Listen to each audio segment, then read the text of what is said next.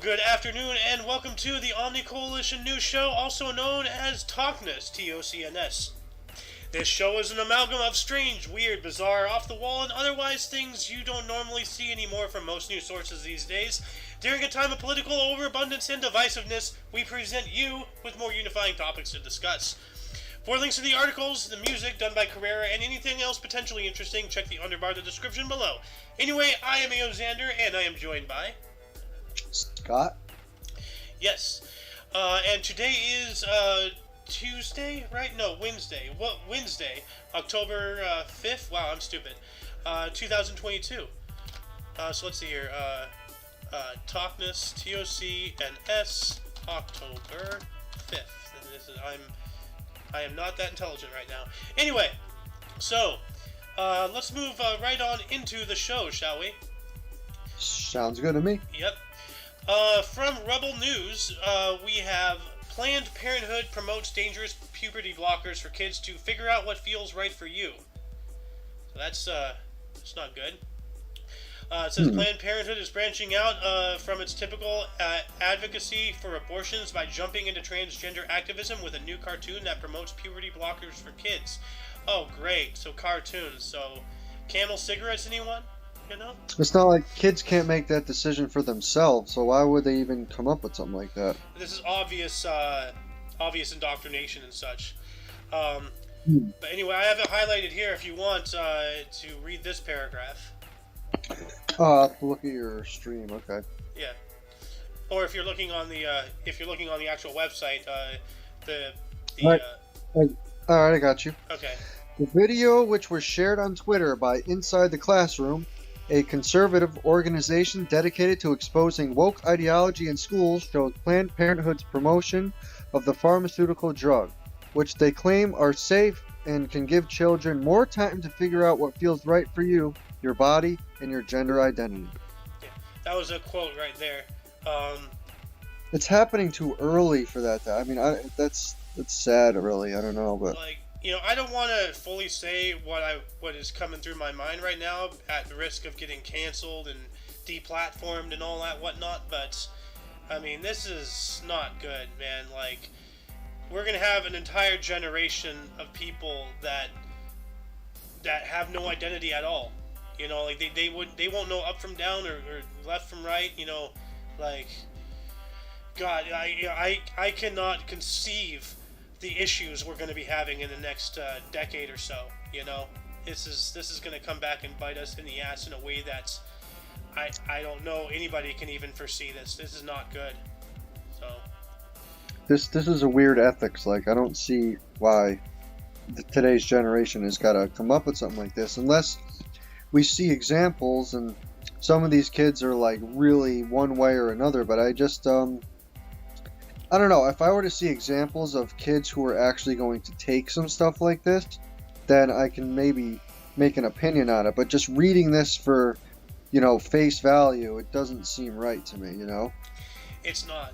Like, the article continues on here with a quote, "There is no one-size-fits-all puberty experience. Some people decide on hormones or surgeries to help their bodies match up to their gender identities or how they feel inside about themselves," in quotes. From the video actually here. So I have the video. I don't want to play it because it's probably just going to anger me. Another quote here: "Your gender identity is real. You should be the one to decide what changes you want to make your body or want to make to your body," in quote. The video adds as well. So, like, correct me if I'm wrong, but this just sounds like, because this is hormone blockers. These are like, ways to keep people physically, youthful, and with the rise of certain people, like CPs or MAPs, like, this is extending, the amount of time that they can have with those they are seeking to have time with. This needs more research too. If kids are coming out like this, like, could there be some research done into the parents, and then if you're together with somebody and you could do some tests and you might come out with a gender confused kid or something? Because this, like, how do you find out or why this is happening? I'd like to know how and why it happens, and then you got to make these decisions where I don't think it's as straightforward as it seems, because this is life-altering, life-changing stuff here. So it's like, Well, you just gave me an idea. Like, maybe this is a new form of like, because you know about like incestual relationships and whatnot, especially like with like kings and queens and whatnot, like yeah, like hereditary problems and whatnot, like the right. fourth and fifth down the line on the throne and everything. What if this is like an artificially man-made like version of that? Like what I'm saying? If I'm making any sense, like because like what if this all this stuff, because like it's not the kids that are deciding for themselves, it's the parents that are deciding for the kids. Yeah, What if this is like a hereditary mental issue? I yeah. don't I know. mean, that's kind of what I'm looking at it in a way. It's just, Yeah. yeah. But going from that article to this one, another one from Rebel News in the same vein of conversation here. Transgender surgery industry projected to grow to $5 billion. Wow. A report from Grandview Research found that the nascent valley industry surrounding trans surgery saw a $1.9 billion valuation in 2021 and is forecasted to expand at an annual growth rate of more than 11% through 2030. Continues So on here as... times are changing. I'm sorry? Things are changing. That really just shows how much it's changing and Yeah, just coming into mainstream big time. yeah. Do you want to read the next two paragraphs here? Sure. As transgender surgery on minors becomes more normalized across children's hospitals in the United States, the industry is projected to reach as much as $5 billion by the end of the decade. A report from Grandview Research found that the nascent industry surrounding trans surgeries saw a $1.9 billion valuation in 2021 and is forecasted to expand at an annual growth rate of more than 11% through 2030. Yeah. Quote, the rising incidence of gender dysphoria and the increasing number of people opting for gender confirmation surgeries are expected to boost the growth during the forecast period, end quote, stated the researchers. So this, as I was saying, this is not good,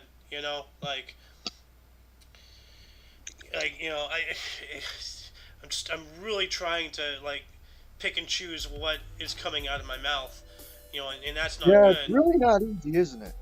So Not easy. yeah, well let's just move on then. Some more from Rebel News. Kill the Kuffar. Two world-renowned British botanists beaten to death and fed to crocodiles in South Africa. What? So Damn, that is barbaric. yeah, it is. It says here, a British couple, Rod and Rachel Saunders, who introduced British viewers on the BBC to the world of botany, were butchered and fed to crocodiles by a gang of kidnappers in South Africa. WhatsApp logs on the suspects' phones show that they must, quote, kill the kuffar and abduct their alias to destroy infrastructure and to put fear in the heart of the kuffar, end quote, leading to police to suspect that the perpetrators have ties to ISIS. What is the kuffar? I have no idea what kuffar. Me either. What is a kuffar? A highly derogatory Arabic term used to refer to non-Muslims. Oh, okay. Dang. So they're straight out being like racist. Yeah. Like prejudice against another. So wow. So I guess that's the Muslim version of the Goyim right there. It seems so. Dang. So we were just inadvertently saying a slur. Yeah, that's why. I was like, what is that? What the heck is that? Wow. Well, thank you for telling me to, or for advising me to go, prompting me at least to go look that up. Yeah. Do you want to read this next paragraph? Sure. Or the next two, actually. All right. Rod Saunders, 74, and Rachel Saunders, 63, were reportedly ambushed as they sought after rare seeds in a remote nature reserve in the African country. According to The Sun, the duo spent 6 months every year scouring mountains and forests for wildflower seed stock for their online botany business. In February 2018, they drove 900 miles from their home in Cape Town to meet a BBC crew in the Drakensberg Mountains in KwaZulu-Natal, where they were filmed looking for rare gladioli, reported news.com.au. A selfie with Gardener's World host Nick Bailey and another pic by producer Robin Matthews are believed to be the last snaps taken of them alive. Damn, and they were dedicating so much to do this in their business, and they were just snuffed out like in such a bad way. So this was straight up a hateful attack. Like, this wasn't just, you know, like someone attacking somebody, you know, just because they're bad. This was like motivated religiously. So yeah, they were targeted. Yeah, not a good look for the Muslims. So yeah. Anyway, let's move on here. Now we're at Oddity Central. YouTuber becomes world's blackest man with the blackest commercially available paint. What? Yeah. That paint. I've heard of that paint. Yeah, look at that. Wow. Yeah, he is absorbing light. It says here, Hajime, Japan's most popular YouTuber, recently surprised by his millions of subscribers by covering his body with the world's blackest commercially available paint.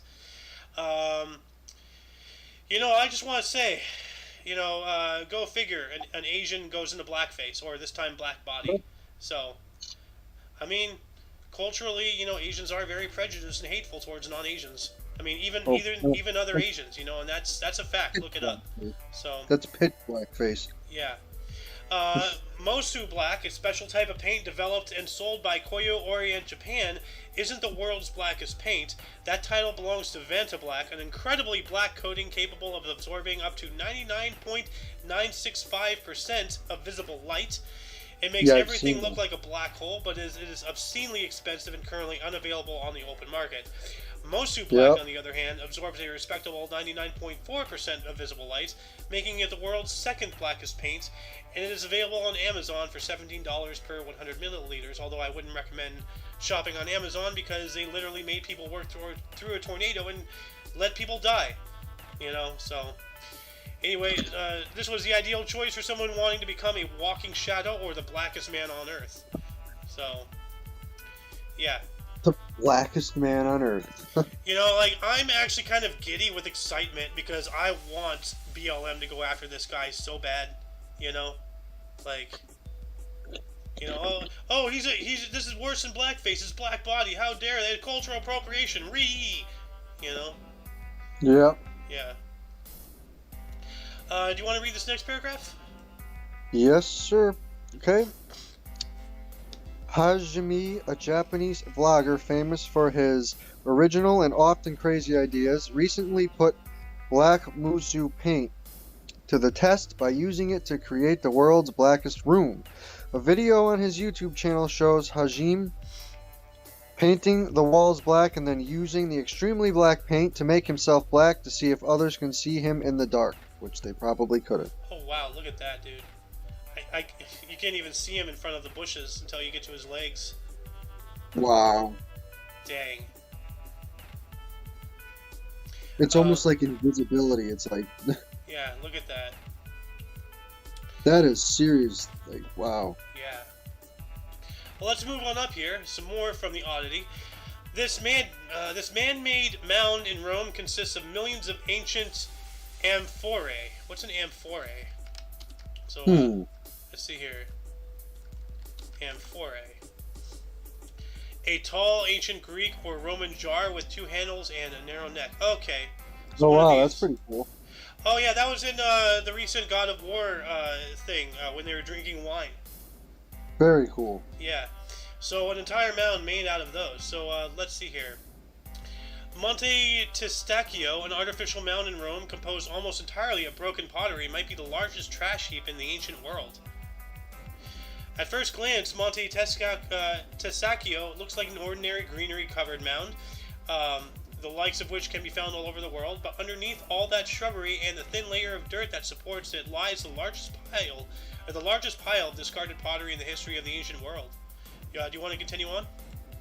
Sure.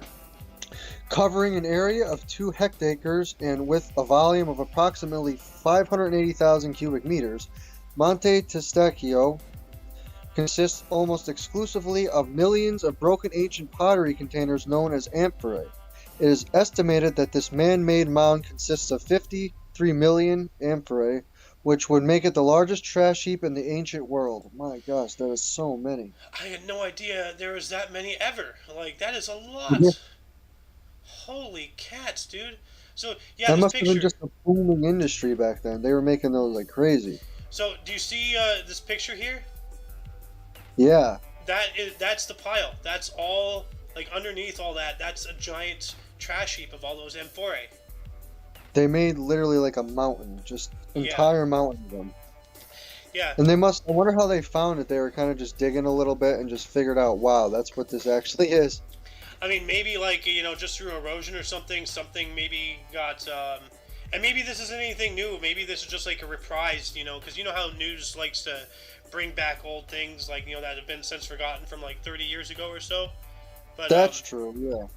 but like I would suspect maybe it was discovered, by maybe a kid or somebody like oh hey look some pottery, and dig it, and then they dig even more, and then they find nothing but pottery, and then there is no more dirt, and it's all pottery, and then and then they like, holy crap, this isn't a mountain, it's a trash heap, like. I wonder if they can date this. Maybe the article will tell us, but I wonder. Oh yeah, here it is. Yeah, I see it. Okay, yeah, go for it. Monte Testaccio is located close to the east bank of the river Tiber, where Rome's state-controlled olive oil supply was stored in the 2nd century AD. It consists of the millions of amphorae that were used to haul massive amounts of olive oil to the capital of the Roman Empire in ancient times. The mound is considered a symbol of the importance of olive oil in ancient Rome, with the 53 million amphorae piled up in it believed to have been used to import around 6 million liters of oil. Billion. 6 billion liters of oil. Oh my god. Damn. So I gotta look this up here. Mount Testaccio maps. Let's see here. I can see this on the actual map. Mount Testaccio.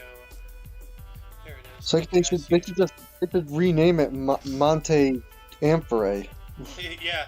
So yeah, I'm looking at it right here. So this entire hill here, that you see the buildings and the road around it. Yep. That is a giant pile of pottery. That was such a booming industry, the olive oil. Like that is 6 billion liters of oil. My gosh. Yeah, and look, it is like right here. There's a river. So obviously, they transported it via river, imports and exports, and this is just where they dump their trash. Yep. Oh, dang. That is insane. Like here, let's get down to a street view here. So looking up, so all of that is just dirt and plant life on top of a giant mound of pottery. That is wild, dude. Yeah, it is. Yeah. Let's continue on. Some more from Oddity Central. The highest tides in Europe are quite a sight to behold.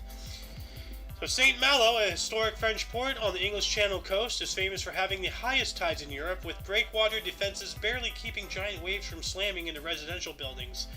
Seeing St. Malo at low tide and then again at high tide is like looking at two completely different towns. The buildings and the way they are laid out are the same, but the existence of a beach as wide as the eye can see at one point, and the complete lack thereof just a few hours later, is truly strange. Not only does the ocean come in hard at high tide, but is strong as well, with giant waves pounding against the waterfront and splashing up to the top of exposed buildings. So, wow. let's see if there's a... Whoa, look at that. So, yeah, so you have this long, expansive beach, and you can see all the walls here. Yeah. And then here, look at that. It's coming up, and it's barely holding the water in. Look at that. That is some intense tide differences. Good lord. Yeah, you want to read this one here, this paragraph? Sure. At low tide, the ocean is barely visible from the promenade of St. Malo, a medieval walled city with a long history of piracy. In fact, the distance from the edge of the waterfront to the ocean is about 2 kilometers, but the over 3,000 large wooden piles sticking out of the sand in straight lines lets you know that not everything is as it seems. Dang. So yeah, I see kind of like the piles and stuff there, and oh yeah, here's the piles here. So that has to be like remains of old docks or something. I don't know. Must take a lot of maintaining when that's just getting pounded by the tides all the time.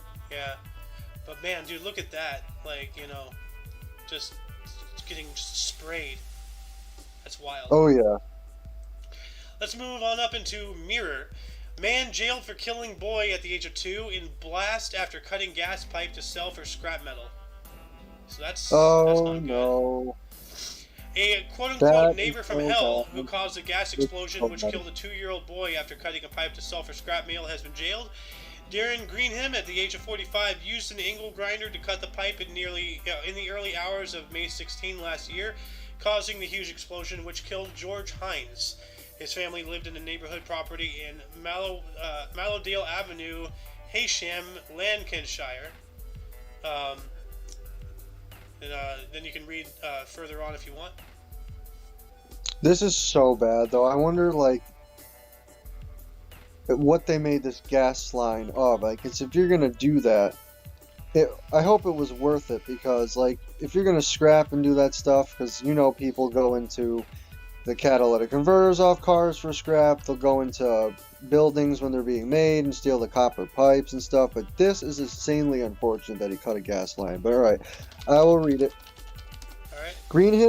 Greenham has today been jailed for 15 years and 2 months after a 2-day sentencing hearing at Preston Crown Court.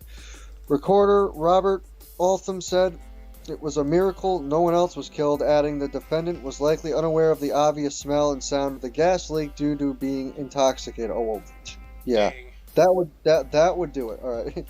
George's mum, Vicky Hines, Hines, was trapped for 2 hours before being pulled from the rubble. The judge said she and husband Stephen Hines are still living in a caravan and had to borrow money after losing their home and all their possessions. Well, I guess that's why he did it then. Wow. Well, no. Look.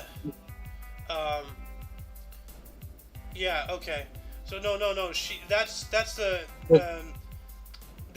family that lost a son. The guy who did it was Greenham. Yeah, I see now. And like here, I have a word of advice to people who scrap. Just don't. Don't go out and rob something like this. Like, if you want to scrap, go to a junkyard or something. Don't start taking pieces off of people's homes, because, this guy, which I'm sure, wasn't that bad of a guy, but now he's a murderer. He killed a 2-year-old child, I've personally gone into it. You basically either got to drive around and you got to pick up stuff people are throwing out, like TVs, dishwashers, just anything metal. Steel is different because you got to have a lot of steel to actually get money for it, but you could also, if you're hiking, there's old stuff left in the woods you can carry out, just junk basically. But when you're risking it and doing stuff like this, it's very dangerous, and I would agree with you on this as well. It's very dangerous, and I mean, I get it. Times are tough. I get it. Okay, but like, what people need to start doing is to start just stop and ask yourself, hey, how would I feel if I was on the other end of what it is I'm doing? If you're doing something illegal, just don't. There's a million and one ways to scrap without risking your life or, ending up killing a kid like this guy here. So that's awful. So anyway, here we go. Moving on up into UPI, a 9-year-old Virginian kid becomes the youngest to ever have wisdom tooth removed. What? Yeah. So that's like that's like right as his adult teeth have fully come in. That's crazy, but all right. Yeah. It said, Guinness World Records said Ryan Scarpelli's orthodontist, Dr. Kelly Morgan of Morgan Orthodontics, noticed on April of 2021 that the boy had a wisdom tooth and a molar growing on top of each other in the upper left side of his mouth. Quote, my orthodontist said it needed to be removed so the molar could drop properly, end quote, Scarpelli told Guinness World Records. His tooth was removed when he was 9 years and 327 days old, making him the youngest person to have a wisdom tooth extracted. The previous record holder, Matthew Adams, was only a few days older when his tooth was taken out at 9 years and 339 days in 2002. So he made it by an additional 12 days. So, yeah. And here, if you want to read the next couple of ones. Wisdom teeth, the last permanent teeth to come in, typically show up and are often removed in a person's late teens or early 20s. Yeah, that's what I had it with for. But, all right, it was scary, but it really wasn't that bad. And before I knew it, my mouth was back to normal, Scarpelli said. His mother, Shelley Scarpelli, said she did some research after the operation and confirmed her suspicion that her son was a new world record holder. That's awesome. Yeah, it is. Yeah. What's not awesome is when I got my wisdom teeth removed, I got all 4 of them at the same time. So, I have a small head. I have a small mouth, although people would say otherwise with the amount of talking I do. But yeah, no, like I had all 4 of my wisdom teeth pulled at the same time, like, and that was rough. So. Yep. But yeah, do you have all 4 of yours out, or you said you got one of yours out, right? No, I got them all 4 out at once because I have the small mouth thing as well. So I mean, I got anesthesia for it, but oh yeah, they were pretty painful. And I mean, I don't remember how long it was the recovery, but it it hurt for a while afterwards, and I don't know, it should be pretty straightforward, but I just remember it was definitely a pretty rough experience, but. Yeah, I remember the gauze and the swelling and all that. I remember being high as fuck. So. Yeah. Yeah, I was like 15 or something, and oh man, they put me on so many things. So, I didn't feel anything. Like that's the only time I remember any dentistry, anything, where I actually didn't feel anything. I heard the scraping, but like I was so numb that I didn't even feel the pressure. So. Yeah. Yeah, I mean, I was lucky at least I got put out for it. I don't know if it's just the fact that they, can do that, and I found somebody because I just did not want to be awake for it, and they had to basically be taken out, a couple of them in pieces. So like, sometimes people like to, keep their wisdom teeth, but these didn't come out normally. So I mean, it was. Yeah, so they took them out in chunks. Yeah. Yeah. At least 2 of them. I don't know if the other ones came out normally or not, but yeah, it was pretty rough. I was just really nervous going into it, but. And this is one of my problems with orthodontics, or just dentistry and like stuff like that. Like, I have a lot of things that I gotta get done, but like I have a very, very, very hypersensitive mouth. Like, and like they can give me all the drugs in the world. If they don't put me under, I still feel everything. Like, I don't know why, and here's the problem though. They refuse to fully put me into sleep. They only want to put me in a half sleep because apparently there's an issue with anesthesia, with anesthetics and stuff. If they actually put you under, there is a possibility that they won't be able to get you back out. Like, there has been instances. That's scary. Jeez. That is scary. That's frightening, but then, then I have that conundrum. Like, if I want to get, any work done, which I have a lot of work that needs to be done, I need to be under. I 100% need to be under, because I've tried everything for years and years and years. I feel everything, and I'm a screamer. And it's embarrassing, like being in your 30s in the dentist chair and whining like a little bitch, like an 8-year-old, But I mean, like, it hurts. I feel it. And like, I'm just like, straight up, put me under. Oh no, we can't. I'm like, well then we're not doing this, like, because it just doesn't work on me. But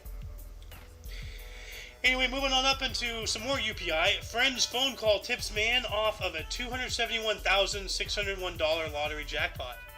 That's nice. A Michigan man said a phone call from a friend tipped him off to the fact that he had won, that money. The Bay County man told Michigan lottery officials he bought his Fantasy 5 ticket for the September 7th drawing from Larry's Corner Lounge in Pinconning. The man said the ticket remained in his truck until the day after the drawing. Do you want to read this quote? Yep. I got a call from my coworker the day after the drawing asking me if I had bought a ticket at Larry's. The player recalled. He told me a jackpot winning ticket had been bought at that store, so I went running to my truck to grab my ticket. I looked my ticket over and I couldn't believe I was holding the winner. The man's ticket matched all 5 numbers in the drawing, 14, 19, 21, 34, 36, earning him the $271,601 jackpot. Wow, so he didn't think he was going to win, and then that was pretty cool. He just totally surprised him. Yeah. The winner said his prize money is going to go toward paying bills and giving a boost to his savings. So yeah, that's good. That's what it would be for me as well if I won something like that. Definitely, yeah. And let's see here. More from UPI. British gardener's 56.3-inch link earns Guinness World Record. That is a long leek. You know? Look at that. Oh, they grew that, I think, right? Yeah. Like, you know, That's the leek, the vegetable? Yeah. I think that's what Farfetch actually carries around, the Pokemon. You know, that little plant? that? Yeah. Yeah. Or if you've ever seen Cloudy with a Chance of Meatballs 2, there's a leak in the boat, you know? Oh, it's a good movie. Leak in the boat's meatball. Let's see here. Images. Yeah, they're like, there's a leak in the boat. It pans over to this thing and it's just like, wah! So, yeah. But yeah, that's a leak. So yeah, this is, it's very long. Here, Derek Hulme, who grew his leek in his allotment in Stoke-on-Trent, entered his large vegetable to the CANA UK National Giant Vegetable Championships in Malvern, Worcestershire, where its length was officially verified. So that's pretty cool. It's like Worcestershire, like the sauce. But... Yeah, Worcestershire. I've highlighted a few things if you want to read. Okay. Back in 2019, I and a few other giant veg growers were given a packet of 30 Bulgarian long leek seed 30 Bulgarian long leek seed in an attempt to grow the first ever world record for the world's longest leek. Whom said in a news release from the Stoke-on-Trent local government.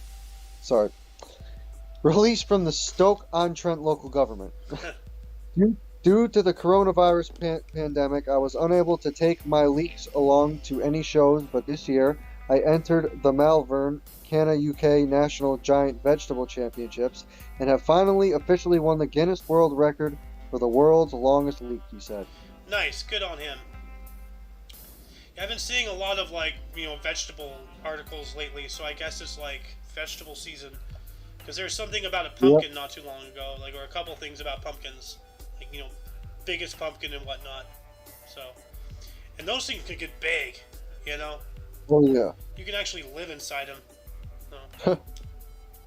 But yeah, that's cool. That's a long leek. Look, I think that's like taller. Actually, 56.3 inches. So, 56. Like 5 feet. Inches to feet. So let's see here. 4.6 feet. So dang. That is pretty tall. That's taller than my birth mother. So. Really? Yeah. Well, probably not really. I don't know. But she is on the shorter side. And apparently October is National Throw Short People Month. So I just told her to watch out. I saw that. Yeah, I saw when you posted that. Anyway, we've got some more UPI. A turkey crashes through the window into Ohio home. Damn. Police responded to a resident's home where a wild turkey broke in through a large window and ended up breaking back out. The Miami Township Police Department said officers responded to the home of a resident who called 911 to report a large turkey had crashed through a window into her daughter's playroom. Oh my gosh. A little early for Thanksgiving, so... Yeah. The department posted body camera footage to Facebook showing an officer with a net chasing the turkey around the trashed room. They're just running around trying to... the Dick Van Dyke thing, or like Scooby-Doo, like, you know, they're going from door to door, you know? Oh my god. The officer is eventually able to capture the turkey in the net and starts to carry it outside, but the bird escapes from the officer and crashes back out through the same window it used to enter the house. What? Quote, officers get calls for everything, but this was the first time we've been dispatched for wild turkey breaking into a house and then breaking out, end quotes. The Facebook post said. I have to play this. You're good. If you wanna go up. Well, I don't know. Okay. Oh my god. I was trying to get that out. We need it for our home insurance. Oh, okay. Here, I'll be stepping. That is here. wild, So dude. That is one wild turkey. So the window shut? Or is it break? Oh, the window broke. It flew through the window. Wow. That whole turkey, though. Oh my god. It just run out? Oh. Oh, there it goes. Damn. Wow. Whoa. Thing has some power. Why is the door wide open? Am I coming through there? What are you doing? Oh, I guess they were trying to chase it out the front door or something, maybe? So, man. Look, they just chased after the turkey. Put your wings up. Get on the ground. God. That's crazy. We got some more from UPI. Champion powerlifter squat lifts body weight 42 times in 1 minute. What? That hurts my back just thinking about it. Yeah. Dang. Look at that. She looks so excited, too. So. Yeah. It says here, a British champion powerlifter broke a Guinness World Record when she squat lifted her body weight 42 times in 1 minute. Karanjit Kaur Barnes, at the age of 25, earned the record for most times to squat lift own body weight in 1 minute for female. Guinness World Records announced. I'll let you read the next two. That's close to 1 time every second because it's 42 times in a minute. So she was going quickly. Damn. Baines took up powerlifting at age 17 and holds numerous championship titles in the sport. A quote, "I am extremely proud to be the holder of a Guinness World Records title. To say I have made a mark in history by not only being the first British Sikh female to represent Great Britain in powerlifting, but to also be an official world record holder is an incredible feeling," Baines told Guinness World Records. Dang, that's one strong Muslim. So, like, Sikh is a Muslim, right? I couldn't say for sure, but... What is a Sikh? Sikhism, also known as Sikhi or Sikh Dharma, is an Indian religion that originated in the Punjab region of the Indian subcontinent. Okay, so I was wrong. Yeah, it's Indian, yeah. Okay. Well, still, that's really cool. Like, and you're right. So that has to be like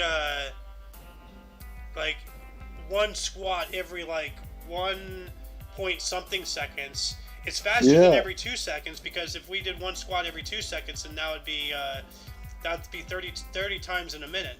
So this is 42 times. So, damn, that's crazy. Yeah, it is. Don't get into a fight with her. She'll just pick you up and throw you. Yeah. Oh, that reminds me. I gotta show you. I think it was a Patton Oswalt stand-up bit when he was talking about like a power lifter getting into a fight, or some guy picking a fight with a power lifter. Anyway, let's move on up. We only have a few articles left here to go. More from UPI. British artist covers entire mansion in doodles. Oh yeah, I saw that. God. Yeah. Wow. A British artist known as Mr. Doodle caused a viral sensation when he unveiled the result of a 2-year project to cover every inch of his 12-room mansion in doodles.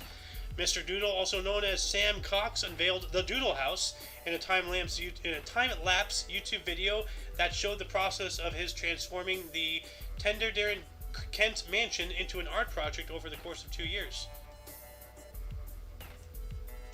Cox's mansion is now covered inside and out in the artist's doodles, including surfaces such as the kitchen, appliances, and his bed sheets. Cox said he used about 240 gallons of white paint on the inside of his house and 401 cans of black spray paint for the outside to create a surface for his drawings, which were made with 2,296 pens.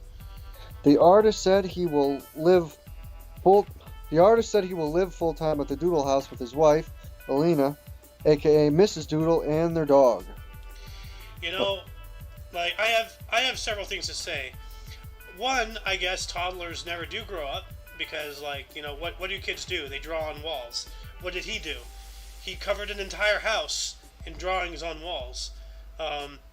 Number two, I feel like your eyes would get tired, like, looking at that all day. Like, my gosh, look at how it's almost like makes you dizzy. Yeah, it does. Like, I don't know how she would put up with that. Like, you know, I know some women would put up with some things, but this is beyond even me. I can't understand this. Yeah, because it's just all black and white as well. There's not really any My God, color in that. it's on literally everything. Look, like the cereal, Doodle Flakes, and then it's on the bowls and the cups and the plates, in his shirt and her shirt. It's everywhere. The Like, seal, it looks like even the ceiling, like yeah, that makes it you almost wonder looks like if they it's ever got. have kids. How will they know if their kids have drawn on the walls? Yeah, they wouldn't. Like, I guess they'd have to draw over that, but it almost also looks like a giant maze, like a Yeah, maze you. But it's just a giant collage, essentially. Anyway, then we're the weird universe here. Coffin chairs. London-based Chairbox Design has come out with what it calls the last shift office chair. The last shift office chair is a coffin chair. I don't think this is a product one can buy. Instead, it seems to be a mock-up made to point that sitting all day in offices is killing people. Though if they are for sale, they should be. They'd be perfect for funeral homes or vampires. Wow. Like, dude, that would not be good for funeral homes. I would not want to go to a funeral home if that's their chairs. No. Like, death is a serious business, and that's not cool for a funeral home, in my opinion, at least. So, but here, why don't you? Oh wow. coffin-shaped furniture is becoming a recurring theme. We've previously posted about the coffin cradle and the coffin bed. Coffin cradle. That's not good. Coffin-shaped cradle, like dead children. Anyone? Huh. Yeah. No. And then coffin bed would be more understandable. You know, go to sleep. You wanna like, you know, you're dead tired, but you know, like hairdresser in a glass coffin. Huh. I'm not seeing any pictures of this. See, let me expand this. No. There's no pictures of the actual, except for this. So, but wow. So coffin themed. Dude, this sounds like something out of, like, you know, like what somebody who played The Sim would do. You know, The Sims. Like, Yeah. oh, I'm gonna make a coffin themed everything. Coffin chairs, coffin tables, coffin this, coffin that, coffin house. You know. So, anyway, from Weird Worm, how can apple cider vinegar gummies help you lose weight? I actually take these to help with digestive stuff. Apple cider vinegar is a type of vinegar made from, like the word itself says, apples. It is rich in acetic acid, in acetic acid, which has been shown to have health benefits. Some people believe that apple cider vinegar can help with weight loss. There is no scientific evidence to support this claim, but there are some observational studies that suggest it may be helpful.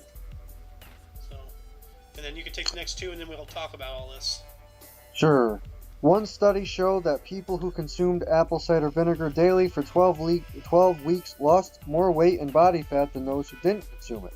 Another study found that people who took apple cider vinegar with a meal high in carbohydrates had lower levels of blood sugar after the meal than those who didn't take it. That's interesting. So while there's no scientific proof that apple cider vinegar can help you lose weight, there are some indications that it may be beneficial. If you're looking to lose weight, you can try adding a small amount of apple cider vinegar to your diet. Now, many years ago, well, not many, but like several years ago, my dad got from one of my cousins from his side of the family, because like he was having, some arthritis issues. Like, he's up there in age and everything.